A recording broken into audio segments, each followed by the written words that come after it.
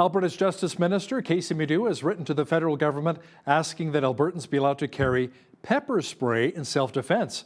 To talk about this in more detail is our legislative reporter and the Alberta correspondent with the National Post, Tyler Dawson. Tyler, last time I checked, though, pepper spray was a prohibited weapon in Canada unless you're a police officer. Yeah, that's totally right. You cannot really carry and use pepper spray that's intended to be used against humans. So Casey Medu, as you say, has written to the federal justice minister asking that this rule be changed. Looking at some of the attacks against vulnerable people that we've seen in Alberta in the last little while, and basically arguing that this should be a self-defense option for people, walking the streets of major cities and whatnot. You know, Balls in the federal government's court, of course, on whether or not they would go ahead and make a change like this. But, I think it's interesting in the context of a presumably upcoming federal election, whether or not some of these ideas that the UCP has might not be picked up by their contemporaries, perhaps, in the federal Conservative Party, who I think it would be fair to say have seemed a little light on big ideas in the last little while. And so maybe the UCP is doing a little bit of that heavy lifting for them. I'm wondering maybe if Casey Medu will take it to the next level, Alberta's Justice Minister, from pepper spray to maybe tasers. How about Albertans get a chance to carry tasers around and, hey, buddy, well, maybe not. Maybe it's not such a good idea. Now, speaking of Medu, Tyler, he's calling for mandatory minimum sentences for hate-based attacks. He recently pointed to the examples of attacks in our province, including, the burning of some of our churches. He suggests that these two proposals will help deter such crime. Yeah, so he's calling for mandatory minimums on some of these crimes, and also referencing specifically some of the attacks against Muslim women in Alberta in the last little while. Now, the federal Conservatives, of course, have long been big fans of mandatory minimum penalties for all sorts of crimes. The research, shall we say, on them is mixed. Courts have not been super fond of some of these things in recent years, particularly in the aftermath of sort of the Harper Conservatives' tough on crime agendas. But, it's interesting because this proposal for a mandatory minimum is something that perhaps progressives could get behind. And once again, this is not a policy proposal that we're going to see come up in the Alberta legislature because, as our viewers know, criminal law is a federal responsibility. So Medu is, in both of these proposals, trying to push the federal government into coming up with some ways perhaps to protect vulnerable Canadians a little bit more. Now, Minister Medu, Tyler, is touring the province right now, including right here in southern Alberta, to hear about rural crime and get some feedback on what the government has done so far to improve response times. He will also be updating us on a study to potentially replace the RCMP with a provincial police force. The rural crime issue is really the issue that never seems to end in Alberta politics. I mean, I feel like we kind of haven't talked that much about it over the course of the pandemic, but if we think back to the 2019 election and right before that and right after that, there was considerable conversation about rural crime. And Medu clearly, now that the pandemic is easing, is getting back into some of those files to discuss it. The provincial police force is a notable one because of the RCMP union, which is really pushing quite hard to keep the RCMP in Alberta. The RCMP police is geographically probably the majority of Alberta, but certainly not the majority of the population. But it is a proposal that's out there, and this is part of this sort of idea from the Fair Deal panel that there should be institutions that are more responsive to the concerns that Albertans might have, and perhaps a provincial police force would be a better way to tackle some of the concerns that rural communities in particular have. Now, has the UCP also come forward saying that maybe the RCMP, with the response times, they don't know the province as well as, let's say, maybe a provincial police force would?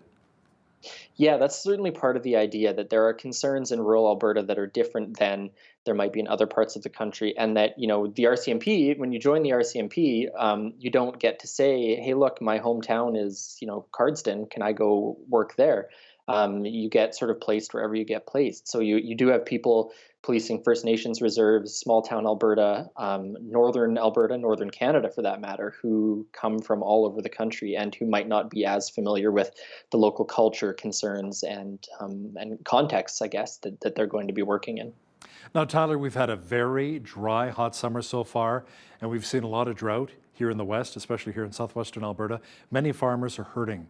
Now, the province is working with Ottawa on a new initiative to help our producers called the Agra Recovery Program. How does that work? Yeah, so it's a cost sharing program basically to sort of help out farmers get to the end of the season. And the way it would work is sort of 60% of costs of the program would be borne by the federal government, 40% by the province.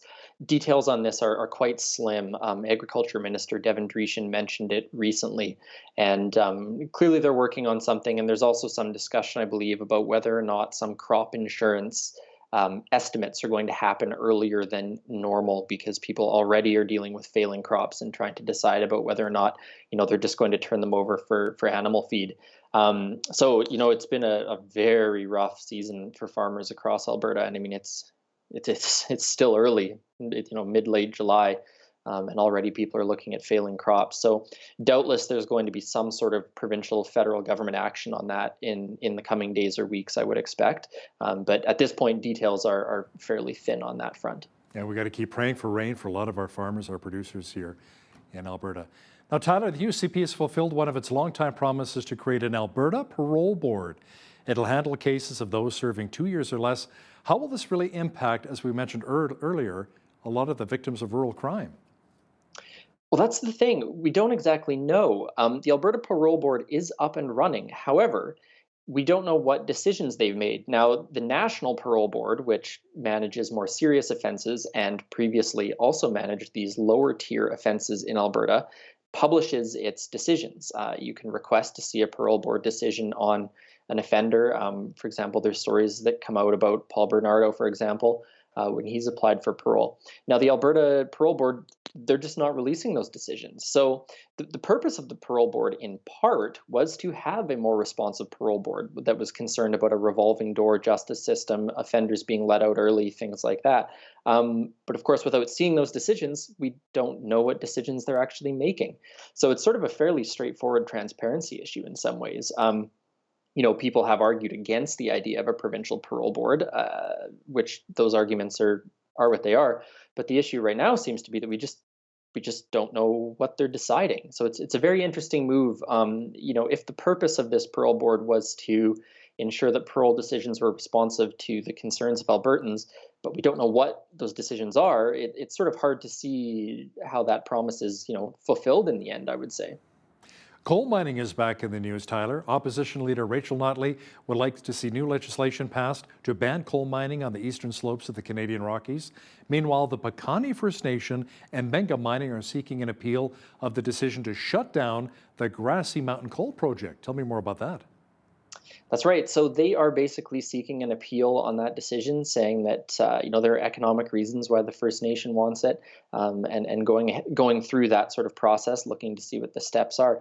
But of course, on the political side, I feel like we talk about this every couple of weeks. The coal mining thing is still a very tense political issue that, of course, has brought in country music stars like Corb Lund and Paul Brand to discuss it, pitted sort of the UCP government against small town mayors for a little period of time there back in the spring, I suppose it was.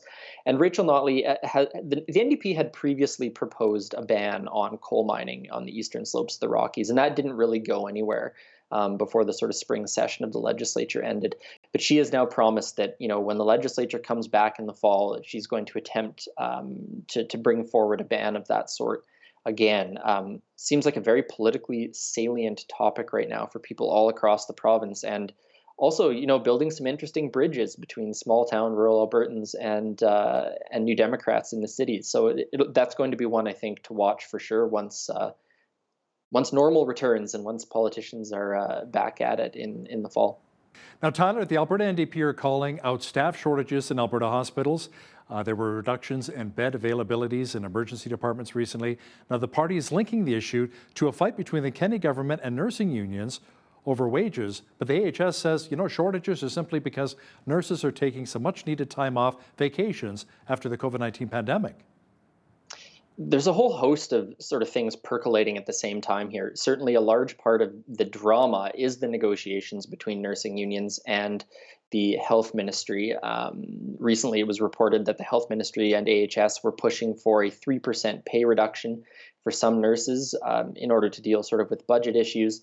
New Democrats, of course, and the nursing unions seizing on that, saying that, this is an attack on healthcare workers. This is going to lead to people leaving the province, going to lead to shortages, et cetera, et cetera. With regard to this specific issue of shortages, the government has basically said that the NDP is blowing this out of proportion, and that, yeah, it's vacation time, that people are finally taking some time off, and that's why there isn't enough staff to keep all these beds open.